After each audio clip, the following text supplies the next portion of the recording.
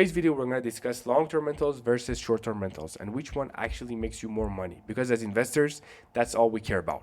Okay. So before we get started, I'm going to give you a definition of short-term rentals and long-term rentals. So short-term rentals is typically when you have guests staying at your place for less than a month, a duration of less than a month. So you have guests come in, maybe they stay there for 7 days, 8 days, maybe 15 days. They check out, and then you have a new guest coming in, right? So maybe like in a 1 year duration, you have 20, 30 guests, different people, different families staying at your place. Like they come and they go, or maybe more than that. But anywhere, any duration less than a month is usually considered a short-term rental. And you've also got mid-term rentals, basically when someone comes and they stay like at your place for a month, maybe 2 months, 3 months, even 6 months. Okay. And you've also got long-term rentals. This is typically and legally when you have a tenant staying at your place for 1 year. So you close a 1 year contract, maybe even more, so they can have your unit for 1 year. Okay. So these are very important. And the common mistake I see most investors make is they mix these topics up. They buy one apartment and they think if they've made money on long-term rentals, it's also going to make money on short-term rentals. These are totally, different topics, and the mindset of the person staying there at your property for short-term rentals is going to be very different, to the person that wants to stay for a year, and they're going to consider different things for that. Okay. And short-term rentals is usually when you list your property on platforms like Airbnb, Booking.com, Verbo, Hotels.com, Expedia, and there are many other platforms. Okay, but these are the main ones. Anyway, so the common mistake I see people make is mix these topics up. Basically, they think that if they perform well on short-term rentals, it's going to perform well on long-term rentals. Or if their property is performing well on long-term rentals, it's going to perform on short-term rentals. And you're going to have to analyze like how many square foot your property is. What is the view of the property? So when you look outside of your window, what do you see? What is the public, transportation nearby? Do you have a metro station? Do you have like a bus station? And what are the like nice to have options nearby within the walking distance? Do you have a mall? What do you have? Okay. And how have you furnished your property? Like, is it livable, or does like the person that is coming to stay in your place, do they need to furnish it? Okay. What is the condition of the unit? So everything matters. And guys, if you want to make an informed decision and you don't know like what you want yet, you can just message me on WhatsApp, and we can discuss it. And before we get started, by the way, I'm not an agent. I don't own like a real estate brokerage company. I'm an investor. I own 9 properties in Dubai. I've paid for all of them in cash. And our family portfolio holding exceeds tens of millions of dollars. I would say probably over $40 million, all equity. We own empty plots, over 300,000 square foot of empty plots in premium areas. Our warehouse is 200,000 square foot plus, and this is a residential area, by the way. Our warehouse was built on a residential area, so the valuation is very high. And every decision we make in real estate is to build wealth for the long run. So this is our family, portfolio, and every lesson, I'm gonna be talking about here is for building and preserving long-term wealth.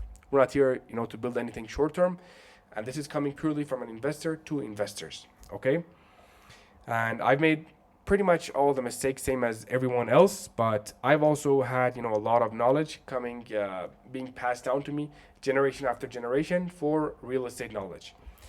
Anyway, let's get started. And before I get started with these like main lessons, I'm gonna tell you the 2 main strategies I've seen people use in Dubai rentals. So when you want to maximize your rental I would say income, there are 2 main strategies. And guys, this is specifically for rental income. I'm not talking about commercial towers. This is just for rental income for residential towers. Okay. Anyway, so you've got appreciating rental units and you've got high yield rental units. So typically some people buy in developing areas, like places in Dubai that are not yet developed. So you're going to see a lot of empty plot, and they're slowly doing development there. So these are appreciating rental units. So people buy there in hopes of making money in the future. but they're not going to make a lot of money now because it's a developing area. It's not developed yet. And you've got high yield rental units that can make you a lot of money right now. So you buy, and this is a cash cow. Like you're going to start making money right now. And these are usually in developed areas with metro stations, shopping malls. You've got like a lot of different options nearby in walking distance. Okay. So, guys, there is one main issue that I hate as an investor in Dubai, and this is when I see a lot of people going to developing areas and they buy them because they think it's cheap. So, you need to know that Dubai and overall UAE is mainly built on expats. So, 80% of everyone staying in UAE is expats. We're not from UAE, we live there. We have maybe investments there. So, that's 80% of Dubai. So basically, everyone is coming to Dubai and they have their own tastes, and they're not locals. Locals already have, their villas, and they're staying in specific areas. So everyone that is basically bringing new investment to Dubai is usually foreigners. Okay, and unfortunately, 90% of these developing areas underperform in Dubai because people are trying to guess which area is gonna pick up. And you need to understand that Dubai was a desert 40 years ago, so it had nothing, and they started the development, and they're trying they're trying to build Dubai and make it a premium place. But unfortunately, 90% of these locations underperform because you buy the wrong one and it doesn't pick up as you expected. Okay, and you lose liquidity. Basically, you're not gonna have anyone buy that property from you. You're gonna wait 10 years, maybe even I mean, if you're lucky, you're gonna keep it for 5 6 years, and nobody is gonna buy that property from you at a good price. Okay, and projected demand is not demand. So the issue I've seen in Dubai is a lot of these developers try to pitch these. This is gonna be like the next downtown. This is like the next I don't know, whatever. And the thing is projected demand. But if the place just does not pick up, no matter how hard you try to push it, you cannot do anything. So this is a risk. Basically, you have a 90% chance of not making any money and losing money on your investment and holding that property for a few years. This is like a big risk to me. And as someone who's trying to build long-term wealth, so I may pass it on to my next generation, and so they have a nice portfolio for themselves and they can just start expanding. I don't go for these types of option because this is like a huge risk. If you have spare money that you don't like literally care about, yes, you can invest in these areas, but I would say buy land. Like, it's stupid to buy rental units in these developing areas. You can buy cheap land there, much cheaper than this, because you need to understand, when you're buying from a developer, someone who is developing that area, as the name comes, they're in the business of making money, and they're going to sell you at a premium. So if you've got budget and you want to make money on developing areas and you want to gamble on it, then buy land. That's my suggestion. It's not a financial advice. Why would you buy from a developer? It's their business to make money. So they're not going to they're not going to lose money under any circumstance. At least, I mean, they're going to try not to. And the issue is, when infrastructure gets delayed, your returns also get delayed. So, for example, the developer tells you they're going to, hand it over in maybe in 3 4 years, and if it gets delayed to 5 6 years, you're not going to be able to do anything about it. And this supply tsunami. So there are 5,000 units, for example, delivering into zero demand. So they're going to pick a new area, and 5,000 units are being developed, guys. It's very difficult to fill those units. And in reality, if you go to Dubai, you've got shed loads of empty apartments in these areas, like shed loads. Literally, I feel like I'm alone. I've been to these areas. I feel like it's just me and a few other guys walking in these areas. And there are 5,000, 6,000 units. And it's like dead land. Okay? And the issue is, there's like way too many units. Dubai is not, Dubai is building villas, townhouses as well. Okay? But like, they're building towers in these developing areas, like large, towers, as you've seen. And the issue is, these towers, cannot get filled that easily. And you cannot Airbnb what nobody wants. Basically, these areas, you cannot do short-term rentals with them at all. There is no metro, no walkability. There is going to be maybe in the future. And no corporate tenants. And if the developer leaves, you cannot do anything about it. You're going to have, to wait. I mean, legally, you're going to get reimbursed for your property if the developer doesn't finish the area. But for example, let's say they give you like a master plan of building an entire area, but they just build one, two towers and they don't continue with the rest. What are you gonna do? They're gonna promise you like an entire area. Maybe it's 100,000 meters, 200,000 meters, even more. But they just decide it doesn't make sense and we're not making money here, so they build one tower, two towers, and then they leave the entire project. So you're left, with your unit, okay? And paper appreciation is not real until you can exit. So they tell you that it's gonna appreciate. And cheaper square foot, that's like usually their logic. It's only 500 dirhams per square foot. It's very cheap. But when you cannot exit that and you have no tenant, it's going to end up very expensive. And again, you're going to have a very hard time to sell these properties, and you're going to have to wait months, if not years, to sell any of these. I'm not even talking about a loss or a profit. Okay?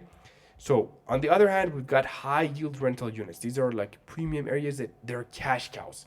This is my strategy. This is exactly what I prefer. So, here's my strategy. Let's say I make an investment of $400,000, okay, maybe 1.3 million dirhams, I would say. Guys, please don't curse at me if I'm making a wrong calculation. But I'm just saying dollars for those of you that are outside of Dubai. Let's say $400,000 is my investment. I would want to make 10% ROI net profit every single year. So, for example, in Dubai, it's very achievable. Like you can get $40,000 net profit every single year, as rental income, which is very safe and predictable. And that's exactly what I aim for. You can even go for 11-12% net profit, but you have to really pick your units very smartly. And the thing with these units, which I really prefer, and I'm purchasing everything that I'm getting in these areas, is you've got proven rental demand. Like people already want to live there. You've got the metro, you've got shopping malls, you've got big brands there, so people like and enjoy there. And these areas are like downtown, JBR, Dubai Marina, Business Bay, Creek Harbor, JLT. So JLT is like a bit cheaper, but still, it's got a lot of demand. Anyway, so there's no projection. The area is already developed. And guys, in my city and maybe in, in the US, UK, it does make sense, to buy developing areas. But you need to know Dubai also, is a touristy place and it's made of expats.